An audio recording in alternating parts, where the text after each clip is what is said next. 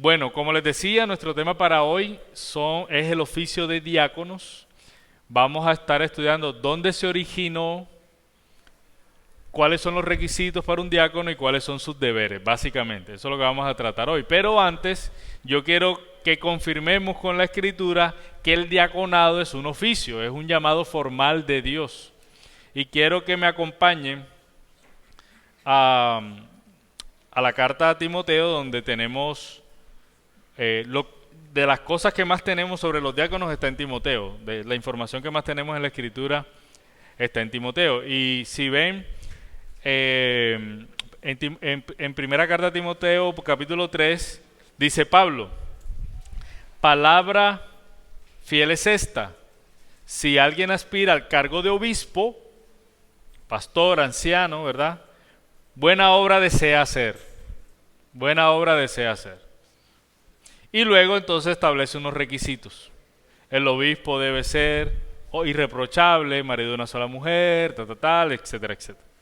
Y luego de eso, que ya se habló ampliamente los domingos pasados, luego viene el verso 8 y dice: de la misma manera, así como el obispo es un cargo al que se aspira, entonces dice, de la misma manera también los diáconos deben ser dignos, dice el texto, voy a seguir leyendo, de una sola palabra, no dados al mucho vino, ni amantes de ganancias deshonestas, sino guardando el misterio de la fe con limpia conciencia.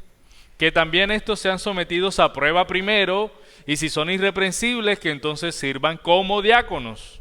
De igual manera, las mujeres deben ser dignas, no calumniadoras, sino sobrias, fieles en todos. Que los diáconos sean maridos de una sola mujer y que gobiernen bien sus hijos y sus propias casas. Pues los que han servido bien como diáconos obtienen para sí una posición honrosa y gran confianza en la fe que es en Cristo Jesús. Nosotros afirmamos que los ancianos, los obispos, como lo menciona aquí la carta, y los diáconos son los oficios formales que Dios ha dado a la iglesia.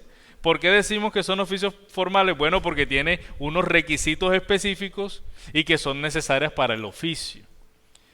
Hay una evidencia que también tenemos en la carta a los Filipenses.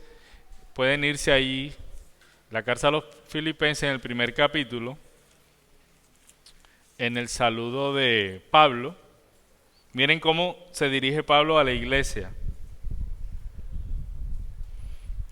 Filipenses 1:1. Dice: Pablo y Timoteo, siervos de Cristo Jesús, a todos los santos en Cristo que están en Filipos, incluyendo a los obispos y diáconos. Gracias a ustedes y paz de parte de nuestro Padre y del Señor Jesucristo. Entonces Pablo se dirige a la iglesia en Filipos y dice, y menciona de manera específica a los obispos y a los diáconos. Entonces por esto nosotros decimos y afirmamos que la Escritura establece los dos oficios como algo particular dentro de la iglesia, ¿sí? Ahora, ¿dónde? Gracias, mi hermano. Cuando empezó la iglesia, que vemos el inicio de la iglesia registrado en el libro de los Hechos, ocurrió una situación que se ha tomado como una historia, y es una historia, ¿verdad?, pero que tiene muchos principios de lo que entendemos es el oficio de diáconos. No quiere decir que esta historia fue el establecimiento del diaconado como un oficio, pero nos deja muchos principios, y ya vamos a ver por qué. Voy a leerles Hechos 6, del 1 al 7. Dice: por aquellos días, al multiplicarse el número de los discípulos, surgió una queja de parte de los judíos helenistas en contra de los judíos nativos, porque sus viudas eran desatendidas en la distribución diaria de los alimentos. Entonces los 12, se refiere a los apóstoles, los 12, convocaron a la congregación de los discípulos y dijeron: no es conveniente que nosotros descuidemos la palabra de Dios para servir mesas. Por tanto, hermanos, escojan de entre ustedes 7 hombres de buena reputación, llenos del Espíritu Santo y de sabiduría, a quienes podamos encargar esta tarea, y nosotros nos entregaremos a la oración y al ministerio de la palabra. Lo propuesto tuvo la aprobación de toda la congregación, y escogieron a Esteban, un hombre lleno de fe y del Espíritu Santo, y a Felipe, a Prócoro, a Nicanor, a Timón, a Parmenas y a Nicolás, un prosélito de Antioquía.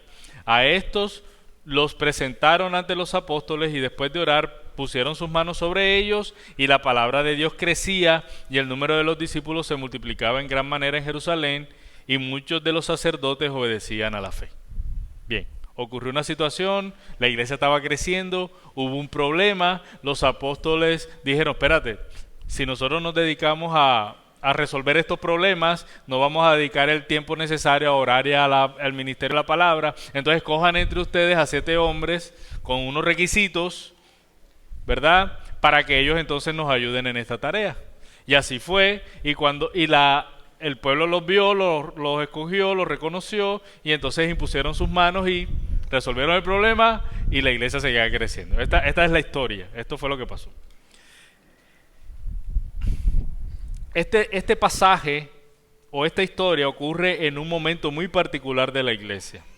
Nosotros no podemos decir que en este pasaje está el establecimiento del diaconado, porque esta iglesia estaba naciendo. De hecho, no habían pastores.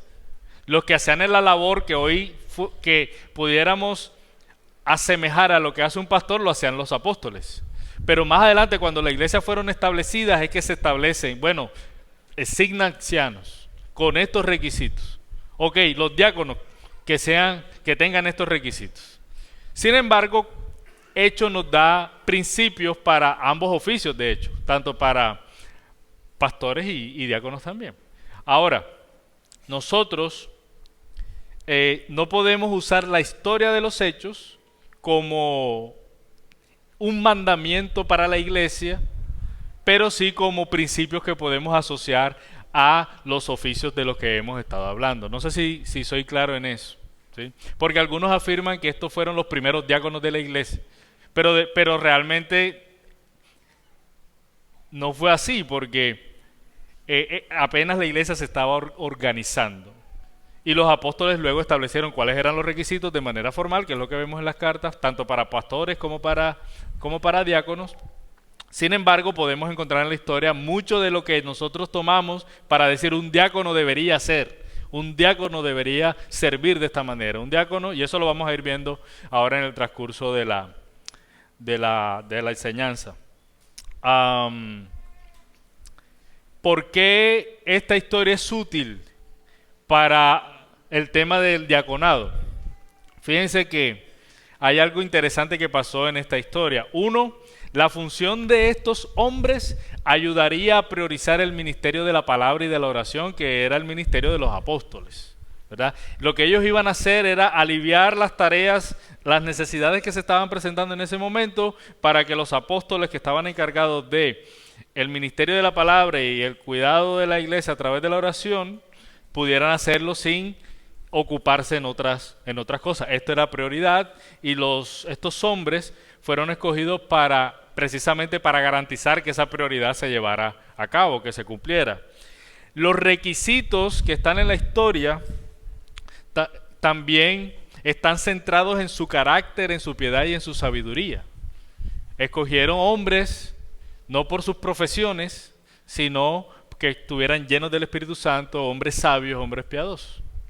Y la congregación estuvo involucrada en ese ejercicio, porque ¿qué dicen los apóstoles? Escojan de entre ustedes. O sea que cuando salieron estos nombres, ¿verdad? Nombres muy chéveres, Felipe, Prócoro, Nicanor, Timón, Parmenas y Nicolás, estos hombres la iglesia ya los conocía y tenían un carácter que se conformaba a lo que los apóstoles requerían. Y fíjense que lo que ellos iban a hacer era distribuir la comida de las viudas, ¿verdad? Para que fuera ordenado, para que no hubiera desorden en ese asunto, los judíos helenistas no se sintieran desatendidos, ¿verdad? Era una tarea logística, pero los apóstoles como requisito pusieron que fueran hombres piadosos para poder hacer esta labor. Algo también interesante que ocurrió en esta historia es que cuando ya se presentan estos hombres, los apóstoles oran e imponen sus manos, como si hubiera habido una ordenación, ¿verdad? Entonces, por estos elementos, se considera esta historia como un principio que nos ayuda a entender el oficio. Pero no podemos decir que este fue el inicio del diaconado de manera oficial. Ahora, cuando nosotros vamos a las instrucciones de Pablo en Timoteo, que las voy a leer nuevamente, está en 1 Timoteo capítulo 3, verso 8, dice Pablo: de la misma manera, también los diáconos deben ser dignos de una sola palabra, no dados mucho al vino, ni amantes de ganancias deshonestas, sino guardando el misterio de la fe con limpia conciencia. Que también estos sean sometidos a prueba primero, y si son irreprensibles, entonces que sirvan como diáconos. De igual manera, las mujeres deben ser dignas, no calumniadoras, sino sobrias, fieles en todo. Que los diáconos sean maridos de una sola mujer y que gobiernen bien sus hijos y sus propias casas, pues los que han servido bien como diáconos obtienen para sí una posición honrosa y gran confianza en la fe que es en Cristo Jesús. Entonces fíjense que hay elementos que son comunes a lo que ocurrió en Hechos.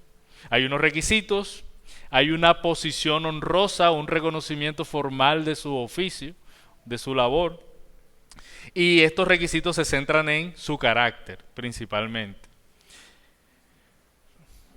Fíjense que tanto en esta carta particular de Timoteo, Pablo no explica cuál es la labor ni de los ancianos ni de los diáconos. Él solamente dice qué deben buscar en esos hombres, cómo identificar a esos hombres, cuáles son los requisitos. Para saber cuáles son los deberes de un pastor, nosotros tenemos que ir a los demás documentos que tenemos en la Escritura para identificar lo que dijo Pedro, lo que dice Hebreos, lo que dice otras cartas pastorales, las instrucciones que le da Pablo específicamente a los pastores de manera personal, que es lo que encontramos en Tito, Timoteo, Filemón, por ejemplo, ¿verdad? Y por eso nosotros podemos decir con una convicción afirmada en la Escritura: esto es lo que debe ser un pastor, esto es lo que debe hacer, esto es lo que el Señor le ha encomendado. En Hechos también tenemos mucho de eso. Sin embargo, ocurre lo mismo para los diáconos. En esta carta se centra en las cualidades, pero para nosotros saber cuáles son sus funciones, tenemos que acudir a otras cartas del Nuevo Testamento para entender más completamente el oficio. Entonces, para el caso de los diáconos, lo que más cerca tenemos al oficio es lo que pasó en Hechos 6. No tenemos otras cartas donde se diga los diáconos deben hacer esto y esto. Entonces por eso tomamos Hechos 6 como lo más cercano para saber qué es lo que debemos esperar de este oficio. Hasta ahí vamos. Ok. Pasemos ahora entonces a detenernos un poco en los requisitos para los diáconos, que vuelve el mismo texto. Dice el texto: los diáconos deben ser dignos de una sola palabra, no dados al mucho vino, ni amantes de ganancias deshonestas, sino guardando el ministerio de la fe con limpia conciencia. Entonces, si usted no sale de aquí aprendiendo de ese pasaje, estamos mal. Que también estos sean sometidos a prueba primero, y si son irreprensibles, que entonces sirvan como diáconos. De igual manera, las mujeres deben ser dignas, no calumniadoras, sino sobrias, fieles en todo. Que los diáconos sean maridos de una sola mujer y que gobiernen bien sus hijos y sus propias casas, pues los que han servido como diáconos obtienen para sí una posición honrosa y gran confianza en la fe que es en Cristo Jesús. Ahí están los requisitos. Bien, ¿qué podemos destacar en estos requisitos? Si ustedes estuvieron en las enseñanzas que se dieron sobre los ancianos, podemos ver que los requisitos prácticamente son los mismos, ¿verdad? Deben ser dignos de una sola palabra, hombres íntegros, que no estén dados a la bebida, que no sean amantes de ganancias deshonestas, que conozcan la doctrina, dice, que guarden el ministerio de la fe con limpia conciencia, que conozcan la doctrina. Dice que sean maridos de una sola mujer, que gobiernen sus hijos y sus propias casas. Básicamente son los mismos requisitos. ¿Qué se pide entonces como requisito para un diácono? Un cristiano maduro, un cristiano fiel, un hombre piadoso, un hombre tanto dentro y fuera de la iglesia que sea irreprensible. básicamente. Lo mismo que se pediría para un pastor, con excepción que para un anciano, un pastor, un obispo, se demanda también que sea apto para enseñar. Y una de las cosas que establece Pablo cuando da los requisitos para los ancianos es que sepa gobernar bien su casa, porque él va a gobernar la iglesia. Entonces, el laboratorio de gobierno es su casa. Si gobierna bien su casa, entonces el Señor lo ha capacitado para gobernar bien la iglesia. A los diáconos les dice, gobiernen bien su casa, pero no porque ellos vayan a ejercer una función de gobierno. Pablo no hace esa aclaración en los requisitos para los diáconos. Entonces tenemos en las cualificaciones, lo primero que notamos es que los diáconos tienen calificaciones similares a un pastor. Los requisitos son prácticamente los mismos, exceptuando la enseñanza y lo que incluye Pablo en los requisitos, y es que ellos van a gobernar la iglesia. ¿Ok? Ahora, el texto señala, como les decía, que los diáconos deben guardar el ministerio de la fe con limpia conciencia. Esto quiere decir que un diácono debe conocer la doctrina, no debe ser un neófito, debe ser alguien que conozca la Escritura, aunque no esté a cargo de enseñarla. Y eso lo vamos a ver ahorita que vayamos al tema de las funciones. Porque un diácono, si bien no va a enseñar, debe ser alguien que conozca la doctrina, que guarde el misterio de la fe con limpia conciencia, como dice el pasaje. Debe ser alguien maduro en la fe. Alguien hizo un resumen, Mark Dever hizo un resumen de los requisitos de los diáconos, armonizándolo con lo que pasó en Hechos. Y él lo dice de esta manera: los diáconos deben ser conocidos como personas llenas de sabiduría. Deben ser elegidos por la congregación con plena confianza de la congregación.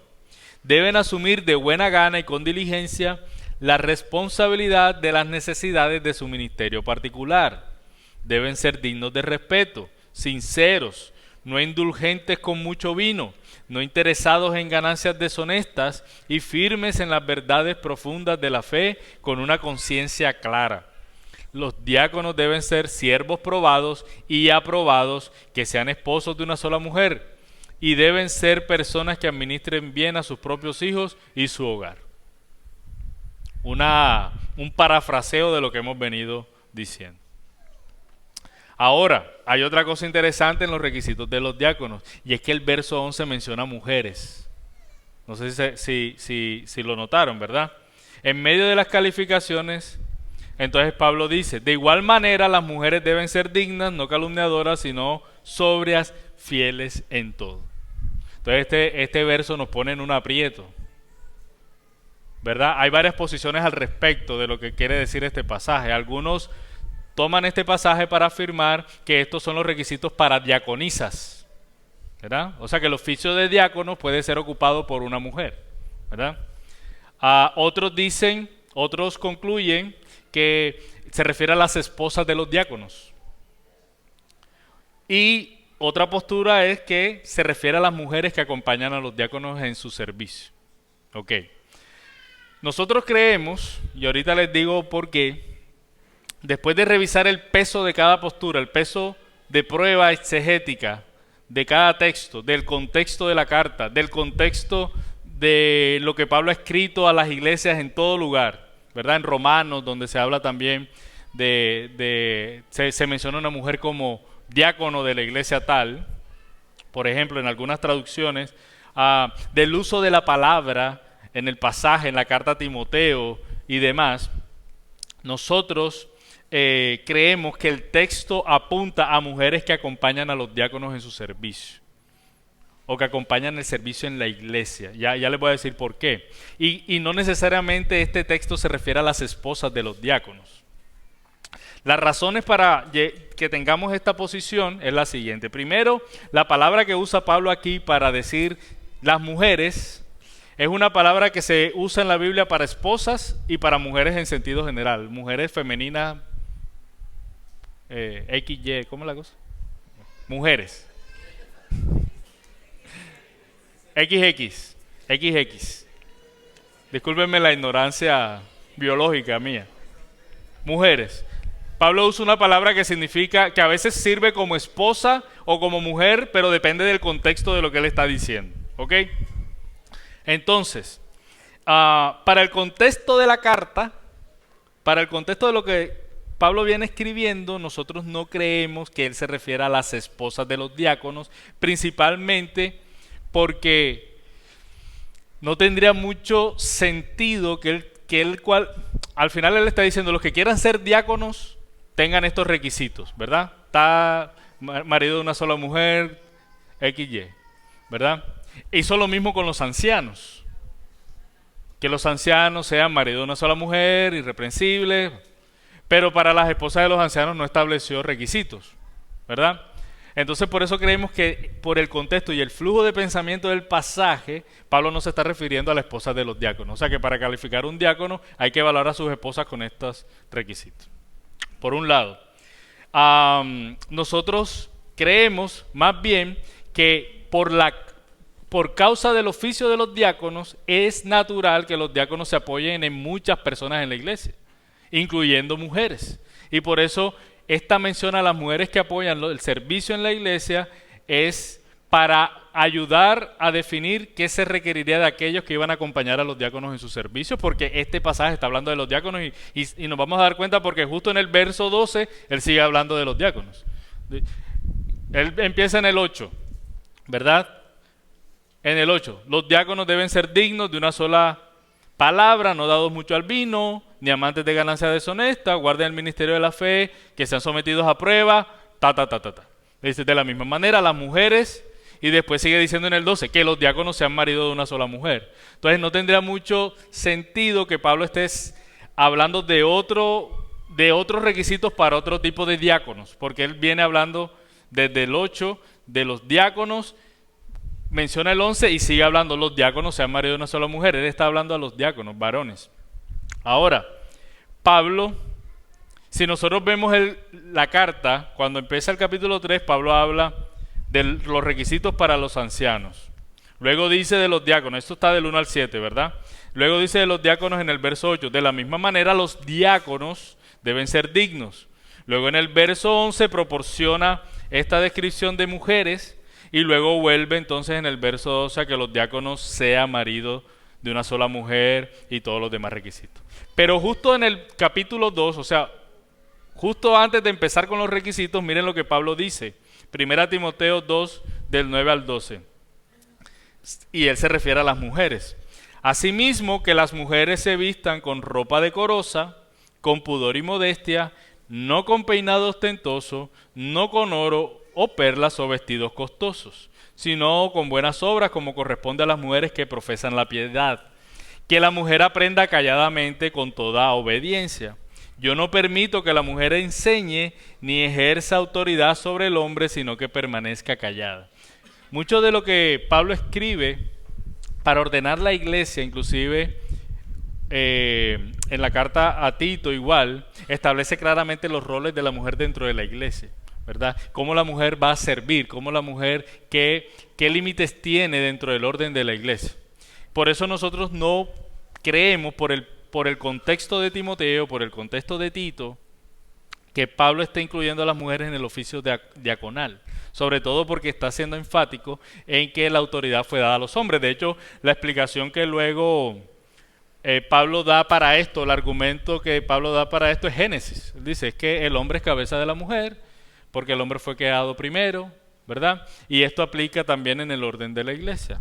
Y si bien los diáconos, como decíamos, y ahorita también lo vamos a ver en los textos, no es un cargo de autoridad, sí reciben autoridad delegada de los pastores para ejercer su labor.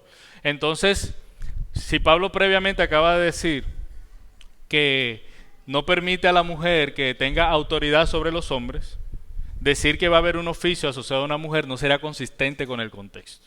¿Sí? Entonces, por esta razón nosotros estamos en la posición de que este verso 11 se refiere a mujeres que hacen parte del servicio en la iglesia, pero no que están llamadas al oficio de diácono. ¿Ok? Otro asunto que se resalta en la lista de requisitos, el pasaje que leímos, es el verso 13. El verso 13 dice, pues los que han servido como diáconos obtienen para sí una posición honrosa y gran confianza en la fe que es en Cristo Jesús. Pablo da unos requisitos y pone en el 13 como la recompensa del diaconado, como una motivación para el diaconado. Esto me parece fabuloso porque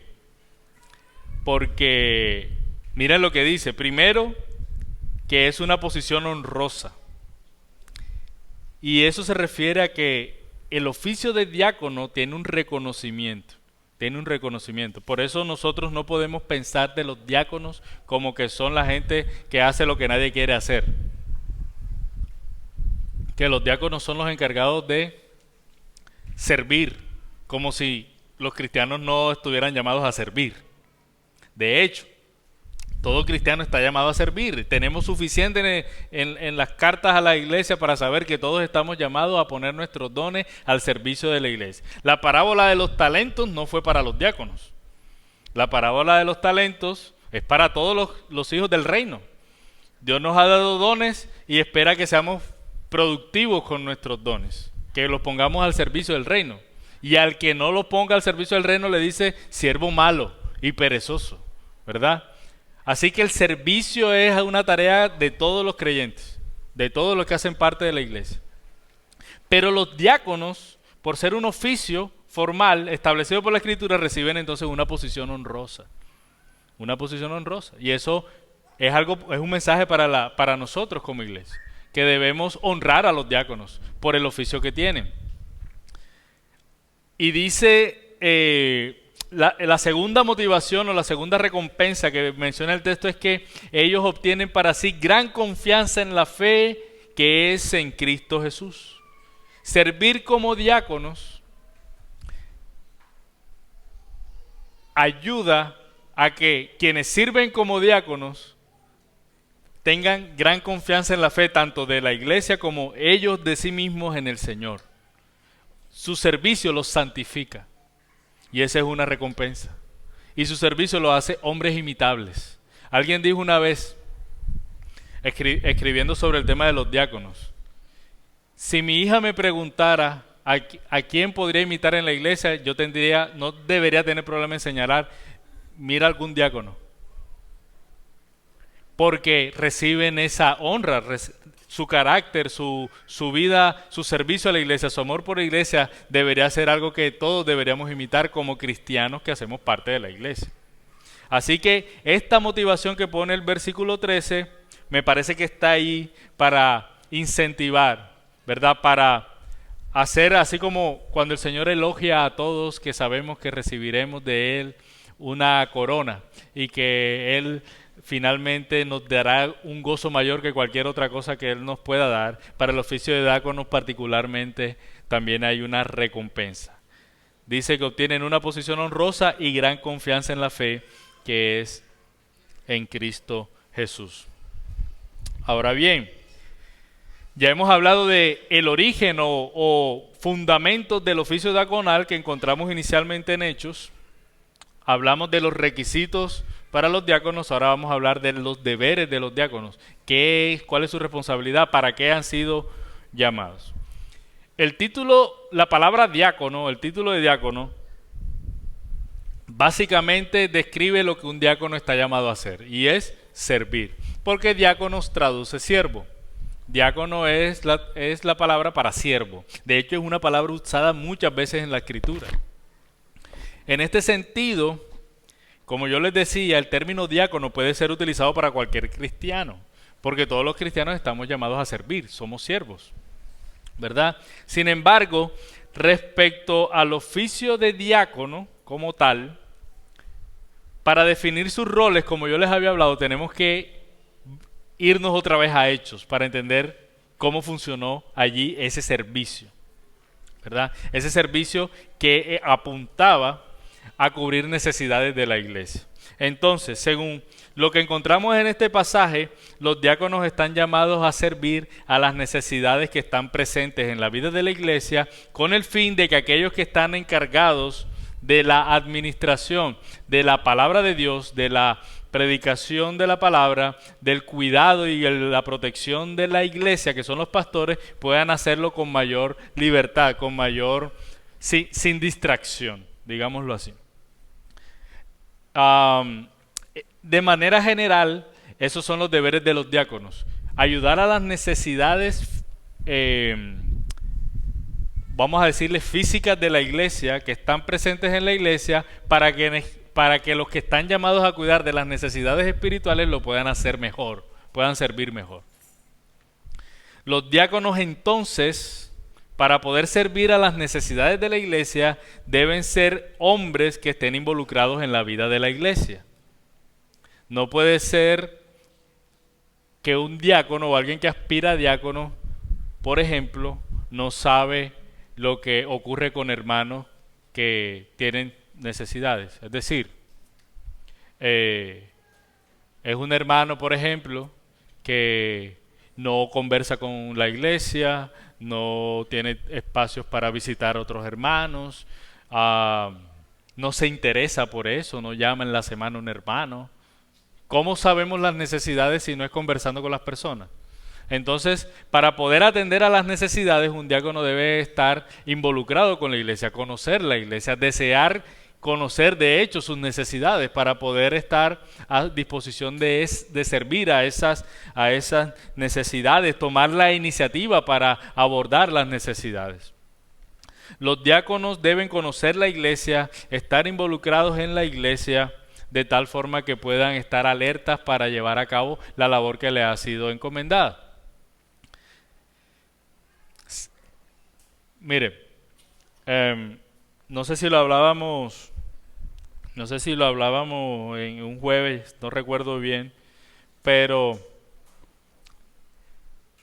nuestro servicio a la iglesia, cualquiera que sea nuestro servicio, sea un diácono o no, debe estar motivado por el amor a la iglesia, ¿verdad? Si usted ama a la iglesia, usted va a servir a la iglesia, eso va a salir natural, porque nosotros servimos a quienes amamos, ¿verdad? Nos cueste más, nos cueste menos, cuando tú amas, sirves. Un diácono muy hábil, conocedor de la escritura, que no tenga amor por la iglesia, no puede servirle, no va a estar interesado. Puede que tenga tareas asignadas, pero no va a estar interesado de verdad en su corazón de resolver una necesidad, sino de cumplir una tarea. Porque los oficios que Dios da a la iglesia no son trabajos, donde tenemos unos horarios, unas tareas por hacer, y si ya cumplí, ya me llama mañana. Hoy no cuentes conmigo. ¿Sí? Entonces nosotros esperamos de aquellos que el Señor ha llamado al diaconado, que amen la iglesia, que sean proactivos en identificar y atender las necesidades de la iglesia y que entiendan que su servicio ayuda a que la iglesia sea mejor cuidada por los pastores. Los diáconos, cuando no tenemos diáconos que sean eficaces en su servicio, el ministerio pastoral pasa trabajo, sufre, y la iglesia pasa trabajo y la iglesia sufre. Porque no se está dando prioridad a las cosas que el Señor llama a hacer a los pastores y específicamente a las que llama a hacer a los diáconos. Todo esto ocurre en la iglesia. Es decir, en la iglesia hay necesidades materiales y hay necesidades espirituales. Y atender esas necesidades genera inclusive conflictos en la iglesia, genera problemas en la iglesia. Somos diferentes, nuestro pecado nos lleva al conflicto, a resolverlo de mala manera muchas veces. ¿Y saben quiénes están envueltos en la mayoría de esos conflictos? Pastores y diáconos. Por eso se requiere y por eso la Biblia espera de los diáconos que guarden el ministerio de la fe con limpia conciencia. Porque no solo es servir a los temas logísticos, servir a los temas físicos, sino servir a resolver conflictos que se dan en medio del servicio. Y no queremos que los diáconos resuelvan esos problemas con su conocimiento administrativo empresarial, sino que lo resuelvan con la Escritura, con el Evangelio. Que en medio de las situaciones ellos puedan mostrar a Cristo para decir, hermanos, tenemos que actuar de esta manera. O hermanos, te voy a amonestar por esto, porque esto no honra el Evangelio. Hermanos, busquemos unidad en esto, porque el Señor nos ha llamado a tener unidad y podemos hacerlo, podemos perdonarnos, podemos buscar soluciones en el Señor. Por eso los diáconos deben ser hombres que conozcan sus escrituras, que amen al Señor, que amen a la iglesia y que puedan aplicar el Evangelio en las diferentes situaciones y asignaciones que tienen en lo que hacen para la iglesia. Nada de lo que pasa en la iglesia y en ningún hijo del reino es exclusivamente material, todo es espiritual. Todo es espiritual. La manera en cómo tú trabajas, la manera en cómo tú sirves, detrás de eso está tu convicción respecto de lo que el Señor pide de ti, tu amor por el Señor, tu amor por tus hermanos, tu entendimiento de lo que es la iglesia. Así que los diáconos deben ser hermanos con una fe madura que les lleve a tener la sabiduría para que en medio de sus labores exalten el Evangelio y procuren la unidad de la iglesia. Los diáconos asisten a los ancianos, que es nuestro último punto de los deberes de los diáconos, asisten a los ancianos y tienen una autoridad delegada por ellos. El oficio de diácono no está asociado al gobierno de la iglesia. Su autoridad dentro de la iglesia se desprende de la autoridad de los pastores. Esto es así porque, por la evidencia que tenemos en la Escritura y que ya fue explicado, la Escritura le da esa autoridad a los pastores para gobernar la iglesia. Así que hay lugares quizá, no sé si aquí en Barranquilla funcione tan así o en general en el país, donde los diáconos funcionan como un contrapeso de los ancianos. Como para que los ancianos no hagan lo que les da la gana, tenemos una junta de diáconos que evalúan cada decisión de los, como si fuera una junta directiva a la que está sometida el gerente. Pero eso no es lo que vemos en la Escritura. Los diáconos acompañan la labor pastoral para atender a las necesidades físicas de la iglesia, para que los ancianos se dediquen a las necesidades espirituales de una manera más atenta, más dedicada, con menos distracción, básicamente. Alguien lo resumió de esta manera: los ancianos lideran el ministerio, los diáconos facilitan el ministerio, la congregación lleva a cabo el ministerio. ¿Qué es lo que dice Efesios? Efesios dice: y Dios dio ancianos, maestros, dio dones. ¿Para qué? Para perfeccionar a los santos para la obra del ministerio. El ministerio lo hacemos todos. Los ancianos lideran ese ministerio, los diáconos facilitan ese ministerio y la congregación hace el ministerio. Eso es. En resumen, hermanos, los deberes de los ancianos son cubrir las necesidades tangibles de la iglesia, promover la unidad de la iglesia y con esto ayudar a los ancianos a que sirvan en aquello a lo que han sido llamados. Por eso que hemos estudiado, nosotros en nuestra confesión de fe afirmamos lo siguiente: Cristo le ha dado funciones de anciano y diácono. No sé si lo están viendo, hay un párrafo largote, ahí está. Los ancianos ocupan la única función de gobierno y son llamados a enseñar, supervisar, cuidar y proteger el rebaño encomendado a ellos por el Señor. Esa es su función. Los diáconos contribuyen a suplir las diversas necesidades de la iglesia por medio de actos de servicio. Dios concede esta y otras personas como dones para servir y equipar a los santos para la obra del ministerio, para la edificación del cuerpo de Cristo.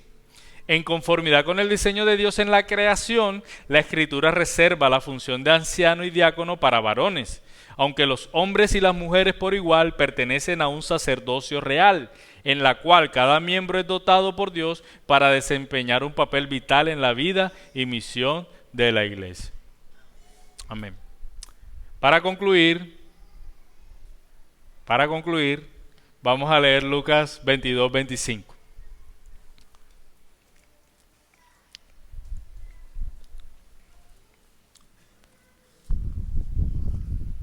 Esta es una de las tantas veces que el Nuevo Testamento usa la palabra diácono.